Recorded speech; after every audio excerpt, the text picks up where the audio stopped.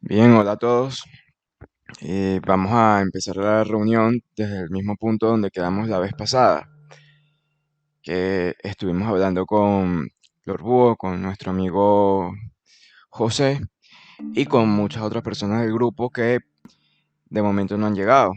Algunas están ocupadas en este preciso instante.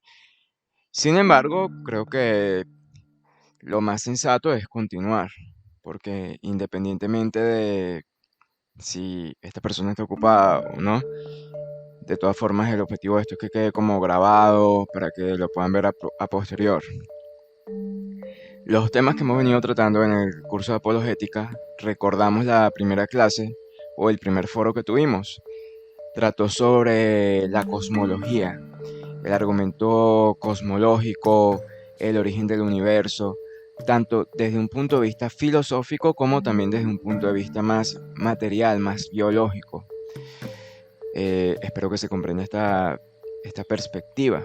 Cuando hablamos del origen del universo, no solo estamos hablando del todo lo que nos rodea, sino también de las variables lógicas o las leyes lógicas que están detrás de este universo y que permiten que nosotros lo podamos, si se quiere decir de alguna manera, lo queramos interpretar de una forma que sea comprensible. Entonces nosotros visualizamos un lenguaje en todo el universo, en toda su estructura. Las dos posiciones que vimos confrontadas aquí fueron las siguientes: un universo diseñado, un universo creado, un universo con un lenguaje, un universo que transmite un mensaje, sea a través de leyes físicas, sea también a través de leyes lógicas y por supuesto a través de la metafísica, como la perspectiva moral. Por otro lado, teníamos la postura o la condición de un universo no diseñado, un universo que no transmite nada, sino que se trataba de un fenómeno totalmente natural, totalmente material. Hasta este punto lo podríamos clasificar de la siguiente manera: un universo creado al azar, hasta cierto punto, un universo sin ningún tipo de objetivo, sino un universo que simplemente existe porque está en su naturaleza el existir, está en su naturaleza formar parte de algo, hacer parte de algo. Y por otro lado, un universo cuya naturaleza no es propia, sino que es contingente, depende de un agente externo. Y este agente lo que le damos el nombre de Dios, finalmente. Porque la realidad del asunto es que todo esto se transmuta o se puede transmutar no entre universo creado o universo, si se quiere decir, no azaroso de todas formas, sino universo naturista, universo materialista. En el fondo es un debate que va a la conclusión o que se dirige hacia la existencia o la no existencia de un Dios creador. ¿Ves?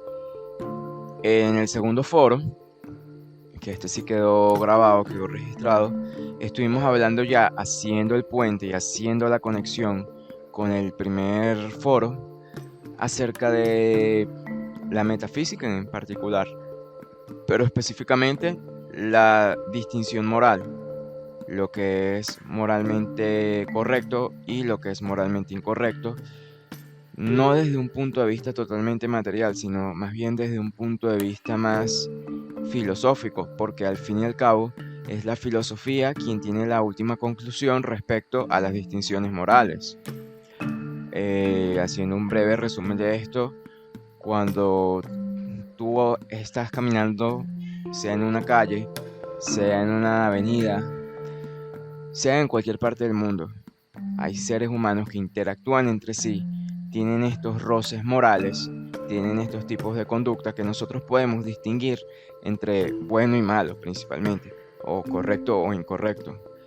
Y el debate que ustedes pueden ver, que pueden observar, se contrastaron estas dos posturas: la moral humana desde un punto de vista biológico, desde un punto de vista naturista, y la moral humana vista desde un amplio espectro metafísico, es decir, que no proviene del individuo, sino que está fuera, como una ley física del universo más. por hacer un símil, considerar la ley moral como si fuera una ley estilo la de la gravedad, que uno, el ser humano, a medida que va evolucionando, las va descubriendo y las va desarrollando.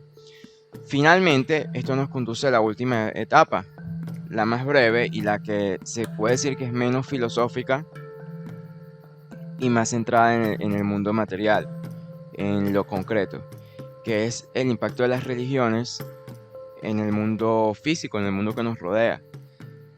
No se hagan mucha mente con esto. Esto es tan sencillo como ir y observar la N cantidad de religiones que hay, creencias, sistemas de pensamiento, esquemas culturales. Y ante esta enorme cantidad, cabe preguntarse por qué alguna de ellas habría de tener la razón.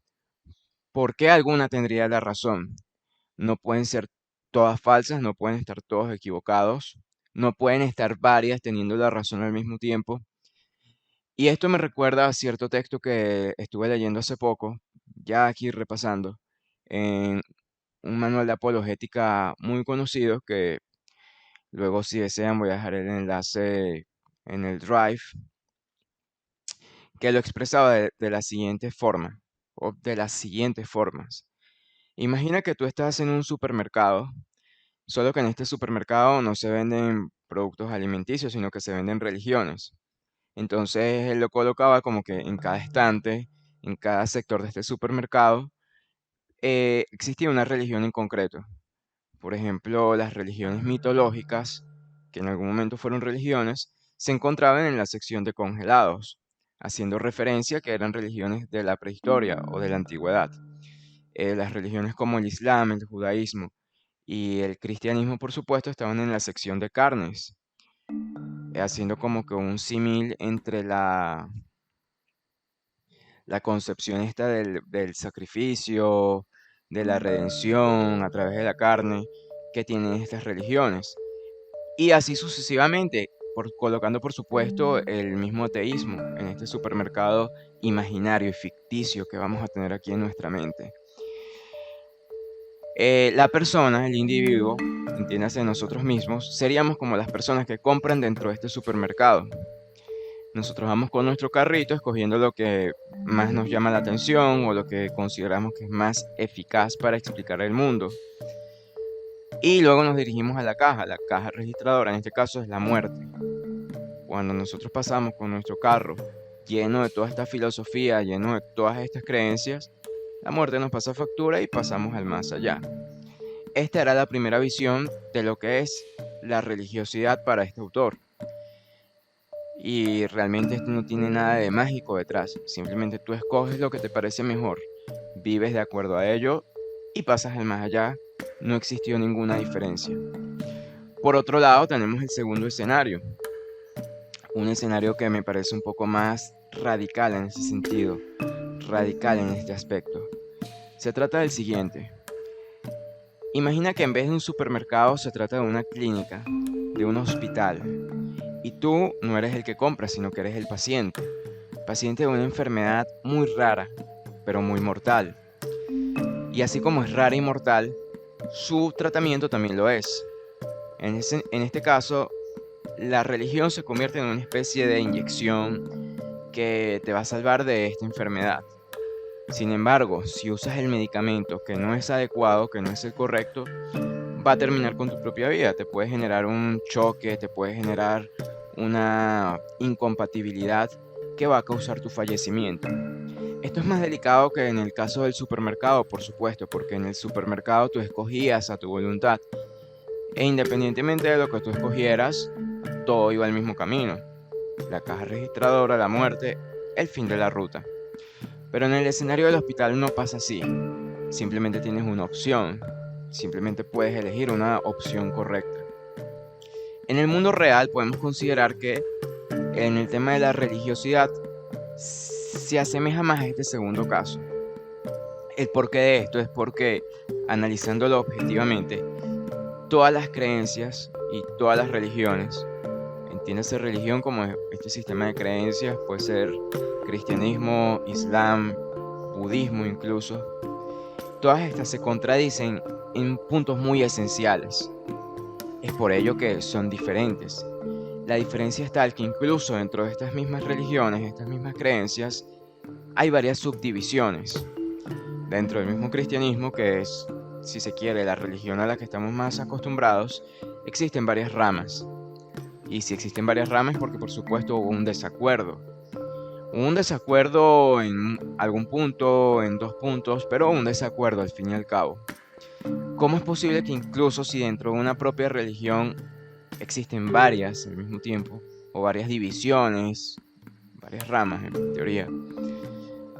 Imagínate en el caso de las demás religiones, o sea, cuando tú haces una estimación, llegas a yo creo que fácil puedes superar la cifra de miles y miles. Y nuevamente, retomando la pregunta del comienzo, ante esta incógnita, ¿cómo podemos nosotros estar seguros de si hay algo correcto o si alguna tiene la razón, si todas se contradicen? O si, bueno, lo podemos resumir en el siguiente punto. Ninguna es igual a otra, por eso es que son diferentes. Una pregunta interesante, pero que por supuesto no influye en el hecho de que una sola pueda tener la razón, porque es igual de válido decir solamente una tiene la razón y las demás son falsas. Pero el punto al que hay que llegar es con qué criterio nosotros lo determinamos. Y más aún en un mundo como el actual, donde hay pluralidad, donde hay un estado laico, donde hay libertad religiosa, y que por supuesto la sociedad ve eso como algo positivo. Naturalmente lo es, porque ninguna persona debería ser obligada a creer en algo a la fuerza. Eso contradice el propio principio de fe, valga la redundancia. Cuando nosotros estudiamos la apologética, esta rama de la filosofía y la teología que se encarga de argumentar de manera lógica y utilizando conclusiones de la filosofía, más que todo, para dar estas mismas conclusiones. Creo que es la herramienta más eficaz que nosotros en este pequeño espacio podemos utilizar. Nosotros tendríamos que analizar los diferentes criterios de cada una de esas religiones, colocarlos en una balanza, ir comparando. O sea, se trata finalmente de una búsqueda. Y yo creo que de eso se trata la fe, o sea, es un aspecto de la fe. Es una búsqueda continua en la que el ser humano, el individuo, busca darle un sentido a la vida. Y para eso pasa a través de una serie de pruebas. Pero la prueba final es intelectual y espiritual, principalmente. Nosotros podemos agarrar los aspectos más relevantes del cristianismo, compararlos con el islam, ir profundizando un poco en cada cosa y determinar, ¿será que esto es lo correcto? ¿Será que esto tiene más razón? Y para este tema existen muchos libros, existen muchos autores. El caso de Cristo, por ejemplo, o el caso de Cristo, la resurrección de Cristo también. Por supuesto, todo esto, esta bibliografía voy a intentar dejarla por escrito para que ustedes puedan después profundizar más en ella. Pero son autores que de alguna manera u otra, y que estoy seguro que existirán similares en otras religiones, en otros sistemas de creencia, intentaron armar este rompecabezas. Quizá algunos se acercaron más, quizás otros se alejaron más, pero al fin y al cabo la meta era la misma: saber por qué estamos aquí, saber por qué de alguna manera u otra dentro de nosotros sentimos esa necesidad de la trascendencia. Nos sentimos inclinados de manera natural a pensar en temas más trascendentales. Eh, una frase muy común, pero que poca gente suele decir, a pesar de que el pensamiento está aquí, es sobre los temas que realmente valen la pena de hablar, sobre los que realmente valen la pena debatir. La religión, la política y la filosofía creo que están muy interconectados en este sentido, en este aspecto. Cuando una persona habla de estos temas, podemos decir que está hablando de los temas más importantes para toda la raza humana en su conjunto. Pero retomando el punto inicial nuevamente, el apologeta se basa en los argumentos lógicos coherentes. Por ejemplo, cuando hablamos de argumento cosmológico, ¿cómo podemos determinar que este Dios hablando Dios en un término más genérico, o este creador o esta fuerza inteligente, corresponde al Dios en el que yo creo. Entiéndase, por ejemplo, en mi caso, el cristianismo, más específicamente el catolicismo. Como yo estoy seguro que este Dios, que necesariamente tuvo que ser el primer motor, o que necesariamente fue la primera causa incausada, como este ser es el mismo Dios del que me habla la religión, bien sea por tradición o bien sea por los escritos, ya sea la Biblia, por ejemplo, los evangelios, en todo caso. Pues yo creo que aquí hay que aplicar un poco de coherencia, por eso es que la apologética no se basa en un único argumento para hacer una estructura lógica, sino que agarra un poco de cada cosa y de esa manera va armando el argumento. Sabemos que existe un creador, sabemos que necesariamente el universo tiene un orden y como tiene un orden, tiene una inteligencia detrás. Esto lo estuvimos hablando más a profundidad en el foro anterior. Pero como yo sé que esa inteligencia pertenece a lo que yo creo, como yo sé que esa inteligencia se traduce en el Dios cristiano y no en cambio en el Dios de los musulmanes. O por ejemplo que no haya nada o que no haya necesidad de preguntarse eso, sino que lo importante es lo que está dentro de uno, como plantea muchos aspectos del pensamiento budista. Como no sé si se trata de varios dioses, como en el panteón del hinduismo. Y así una serie de preguntas que por supuesto tienen respuesta. Principio de razón suficiente. En el caso del argumento cosmológico, sabemos que hay leyes de la lógica que son inviolables. Nada puede venir de la nada. También sabemos que el universo no es eterno. Pero a partir de estas dos consideraciones, nosotros podemos ir deduciendo las características de esta fuerza creadora. Sabemos uno, es intangible. Sabemos otra cosa, necesariamente debe existir. Esto, por ejemplo, ya entra un poco en contradicción con algunas de las religiones del Extremo Oriente, donde en su cosmovisión del mundo, por ejemplo en el budismo, ni siquiera se hacen esta pregunta. Se puede decir que son religiones que no toman en consideración la creación, no toman en consideración la existencia de un Dios, no porque necesariamente no crean, sino porque desde un principio ni siquiera se plantean la pregunta. Uno profundizando en el budismo, por ejemplo, que estoy hablando de las religiones más comunes, se da cuenta de que Buda, el primer Buda, el príncipe Siddhartha, jamás se planteó la pregunta sobre si el universo tenía un origen, sobre si había un Dios, nada de eso. Se puede decir que esa religión elimina esta parte, no la considera. En el tema del hinduismo, disculpen, del judaísmo y del islam, es un tanto diferente porque comparten características comunes. Todas creen en un mismo creador, todas creen que el universo tuvo un inicio y por supuesto todas creen que este inicio y este creador corresponde a la naturaleza de Dios, que podemos llamar Dios, Alá, Yahvé, como ustedes lo conozcan. En el hinduismo también pasa algo parecido. Ellos tienen un panteón de dioses, pero ellos también plantean que hay fuerzas creadoras, hay estos seres creadores. Sin embargo, en el hinduismo tampoco toman en cuenta el origen del universo, toman en cuenta el origen del mundo, porque la naturaleza de la religión dármica es cíclica, de cierto modo es karmática, y por eso su principal dogma o uno de sus principales dogmas es la reencarnación. Pero en el caso del budismo y el hinduismo, esto entra un poco en conflicto con la idea de un Dios creador y lineal. Y sin embargo, nosotros, apoyándonos en la lógica y en la filosofía, podemos saber que la existencia o presuponer la existencia de una fuerza, inteligencia, creadora, que parte de un punto inicial no es descabellada. De hecho, es más lógico presuponer que el universo tiene ese sentido. Desde este punto de vista y en este orden de ideas, podemos decir que es más probable que si de todas las religiones que hay en el mundo, o por lo menos las más comunes, tuviésemos que escoger una que vaya de acuerdo a este principio lógico inviolable, las más coherentes serían las monoteístas que consideran que el universo tuvo un origen, tuvo una línea de tiempo, tuvo un pasado, no es lineal, digo, no es cíclica, sino que es lineal. Y por supuesto, esta fuerza creadora la podemos llamar Dios. Basándonos en eso, es más coherente pensar que quien podría tener más la razón son estas religiones monoteístas, como el cristianismo, el judaísmo y el islam.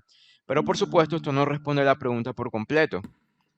De todas las religiones que creen eso, incluso yo podría decir, ajá, está bien, existe esta fuerza creadora, existe esta fuerza superior, pero ¿por qué esta fuerza superior se tendría que interesar en el ser humano? Y más todavía, el ser humano tendría que rendirle culto de alguna manera a través de una religión.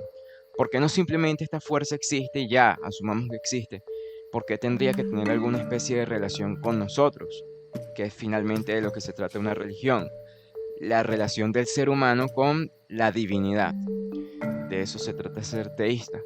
Y así como pudimos responder qué tipo de Dios es más coherente de acuerdo a cómo es la realidad, también podríamos responder las demás preguntas sobre por qué este Dios o esta fuerza tendría alguna relación con el ser humano utilizando los mismos criterios de apologética, de filosofía y de teología.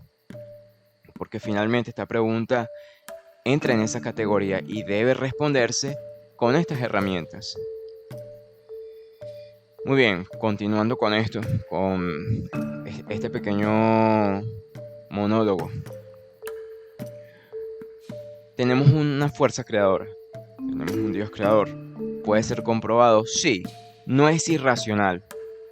Perfectamente puede existir y de hecho es lo más probable que sea así. Ahora, ¿por qué esta fuerza creadora tendría una relación con el ser humano?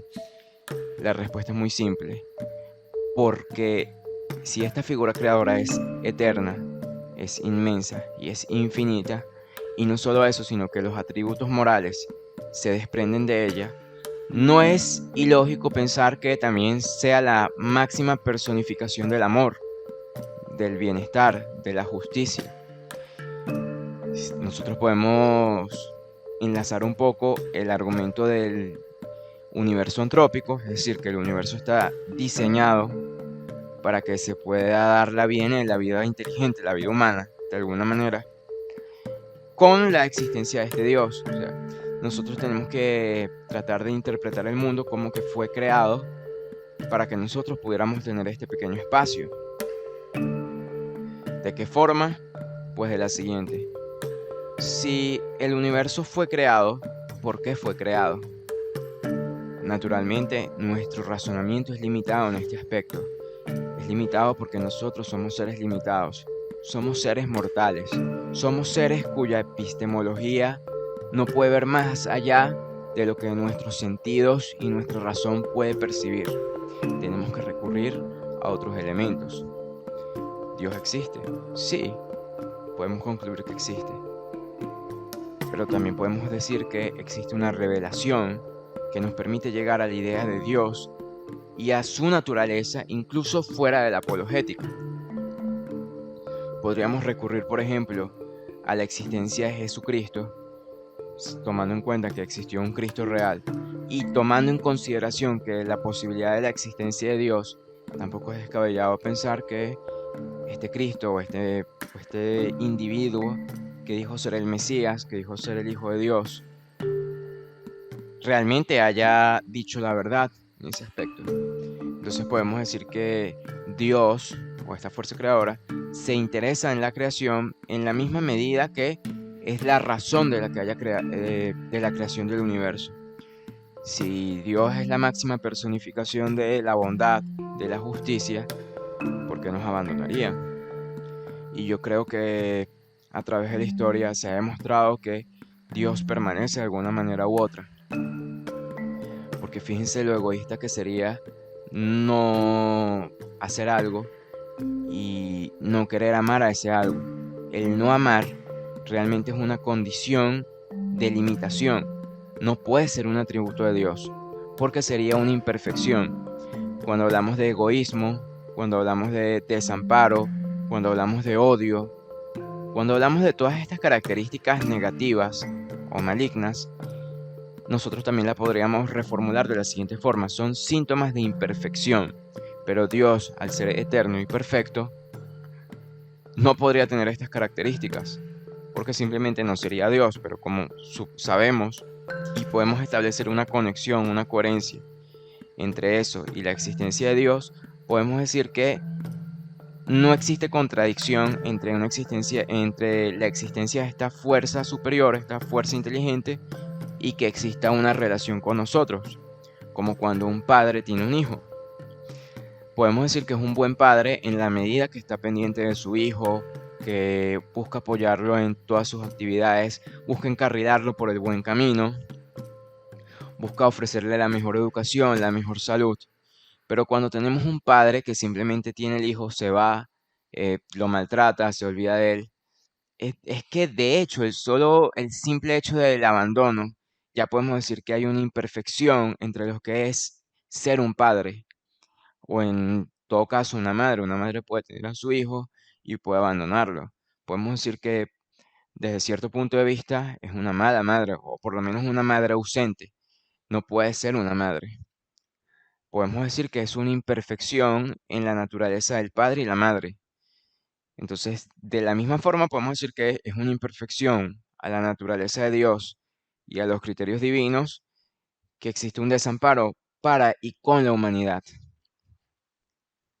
Pruebas de esto o argumentos que podemos usar para corroborar esto, aparte de los argumentos cristianos como la existencia de Cristo, pues Dios, siendo real y preocupándose de la existencia del ser humano y de su integridad espiritual, envía a su propio Hijo para redimirlo. ¿Existe otro argumento aparte de este? Pues la verdad es que sí. Podríamos hablar del diseño antrópico, el diseño inteligente, el ajuste fino que estaré escribiendo.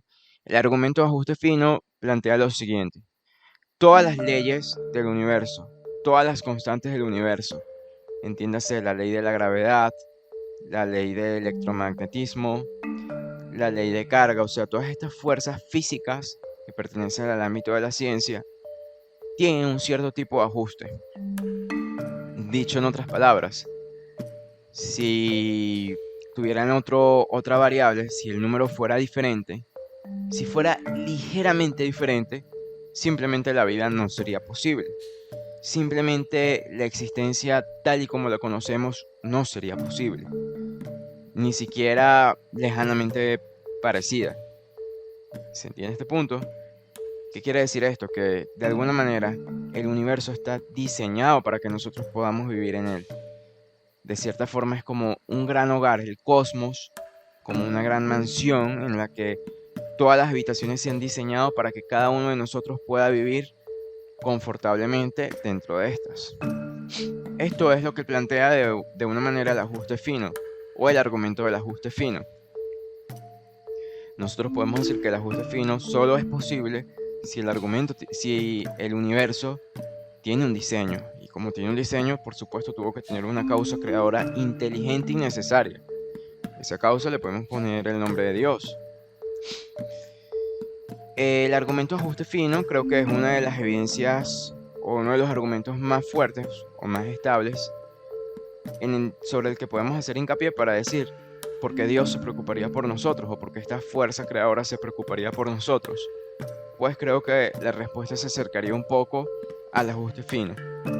Pero nosotros tenemos que tomar en cuenta que además del ajuste fino, también tenemos el argumento de la divinidad de Cristo. ¿Qué dice el argumento de la divinidad de Cristo? Y yo creo que este sería el último argumento que voy a exponer por esta noche, por este programa. El argumento de la divinidad de Cristo plantea lo siguiente. Supongamos que Cristo existió como persona. Olvídense un momento de sus atributos divinos. Que existió como persona y que fue un gran pensador, que tuvo muy buenas ideas, que ayudó a la gente. Existencia que, está de más decir, tiene una fuerte base arqueológica comprobable, que a pesar de que existen muchos debates en torno a esto, podemos decir que no existe imposibilidad en que Cristo como persona haya existido. Estamos hablando de la figura central del cristianismo. Pero pasa algo muy interesante, que la religión del cristianismo se basa única y enteramente en la existencia de la figura de Cristo. Si tú refutas la existencia de Cristo, no solo como un ser divino, sino también como persona, muy posiblemente todo el cristianismo sea refutado. Absolutamente todo. O sea, si Cristo no existió, simplemente no vale la pena ni mencionar el cristianismo.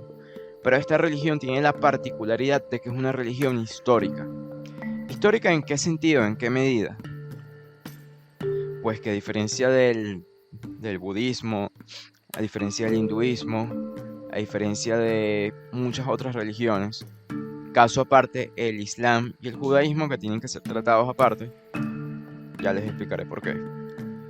Pero en el caso del cristianismo tenemos una figura central que afirmó no solo ser el Hijo de Dios, sino también ser Dios mismo encarnado. ¿Ves? Pero esta figura hizo todo lo que hizo públicamente, hizo todo lo que hizo de forma totalmente pública. De hecho, en, en, el- en los dogmas de la iglesia tenemos el famoso credo.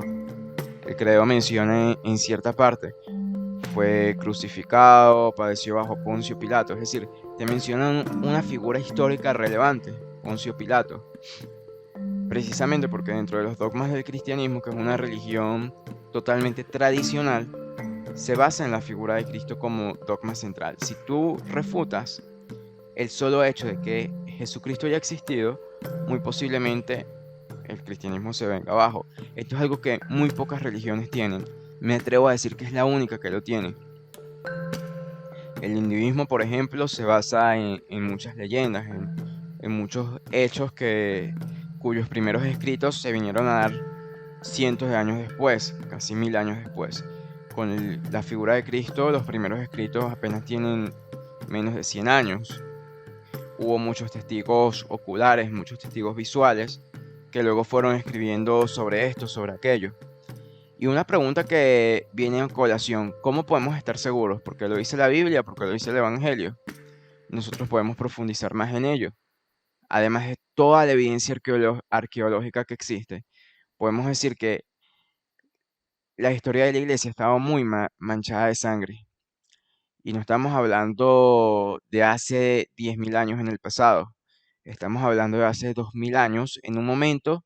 Estamos hablando de la estructura ya del Imperio Romano, en un momento donde la historicidad tenía cierto tipo de avance. Cristo era un don nadie para los estándares del momento. Él no era un rey, no era un príncipe, no era un general, no era alguien rico, particularmente rico. Se puede decir que era un don nadie. Y sin embargo, aún así trascendió en la historia, no solo por los evangelios, sino por la cantidad de discípulos que tuvo. Muchos de estos atestiguaron cada una de las cosas que él dijo. Pero volviendo al punto inicial, ¿cómo podemos estar seguros de que esto es cierto? Uno de los argumentos que más me gusta utilizar, o que yo considero que es el más eficaz para tratar este asunto, es el trilema de Lewis.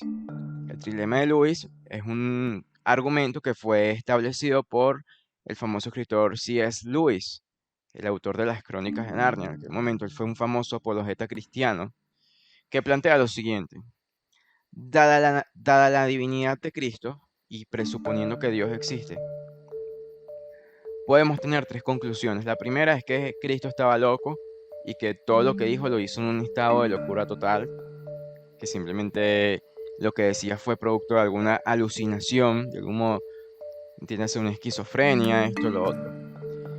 El segundo punto es que todo lo que se relata en el Evangelio haya sido mentira y todos los discípulos y todos los mártires hayan muerto por una mentira.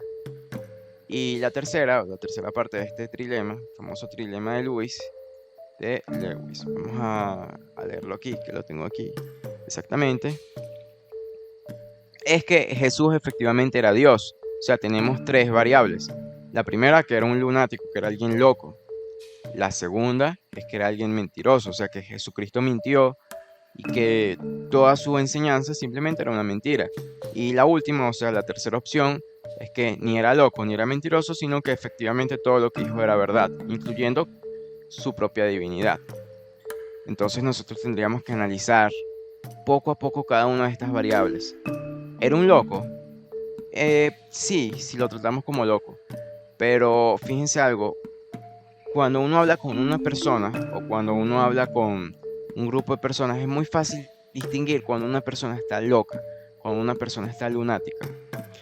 Dentro de la mitología del judaísmo, dentro de la mitología del cristianismo, para el pueblo judío, que es donde surge Jesucristo y los discípulos, muchas de las cosas que planteó él no pertenecían a la mitología del judaísmo.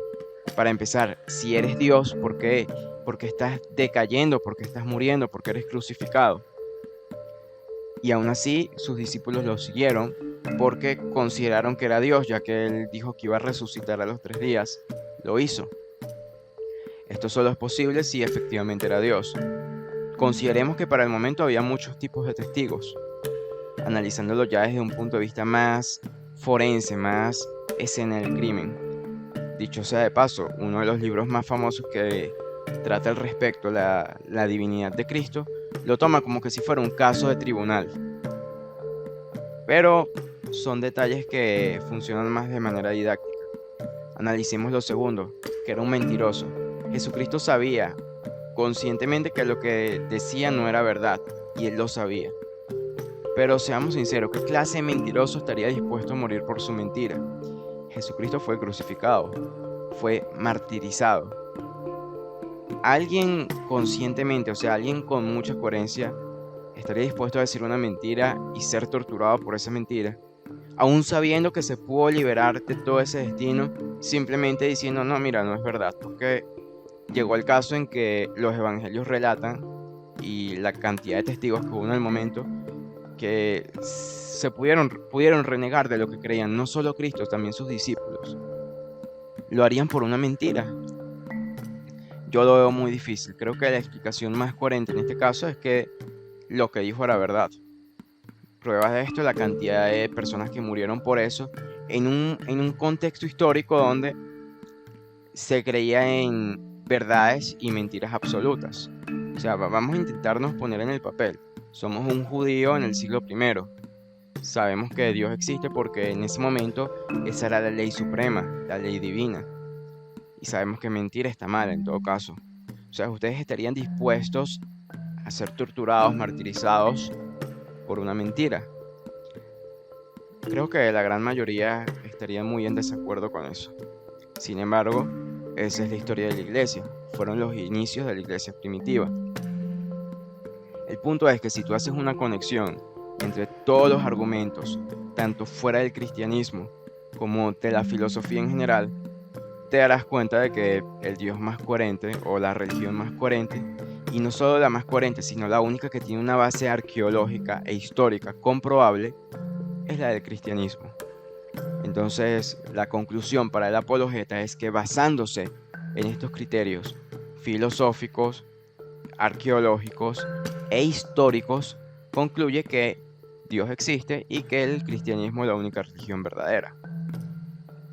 Dicho esto, puedo decir que, en resumen, todas las herramientas que tiene el apologeta, que tiene el filósofo, que implica leer, estudiar mucho, que implica profundizar en el área, que implica no solo estudiar el tema, sino vivir de acuerdo a ello, se basa en lo que todo ser humano se debería hacer o se debería proponer en algún momento de su vida, la búsqueda de respuestas, la búsqueda de un sentido. Y fíjense que no es fácil. Fíjense que no es tan simple como decir, mira, yo creo que lo correcto es, o el sentido de la vida es que yo tengo que ganar mucho dinero, que tengo que graduarme de esta carrera, que tengo que tener una familia estable. No solo se trata de eso. Fíjense toda la carga, toda la implicación filosófica, técnica, académica, espiritual principalmente, que se encuentra detrás. Creo que todas estas son las connotaciones que finalmente van a dirigir y van a marcar un rumbo para saber cuál es el destino no solo de la humanidad, sino de nosotros como personas. Dicho esto, doy finalizada la reunión de hoy, agradecido a los pocos que estuvieron, a cada una de las preguntas que hicieron, no solo el día de hoy, sino los 2 días anteriores que tuvimos la presentación. Sabemos que no es la primera vez que hacemos un encuentro como este y pueden estar seguros que no será la última vez. Somos una comunidad pequeña, pero somos una comunidad que se interesa en el tema, de una manera u otra, donde cada uno da su aporte. Sí, por supuesto, una sección de preguntas, donde cada uno da su aporte, donde finalmente cada uno se cuestiona a sí mismo, donde cada uno cuestiona sus propias creencias, pero no las cuestiona para cuestionarlo todo, sino para conseguir una verdad y acercarnos poco a poco a la verdad. Ese es el objetivo no solo de la religión, sino de la filosofía y del conocimiento en general. Si alguno tiene una pregunta o algo, pueden hacerlo en este momento, sin pena.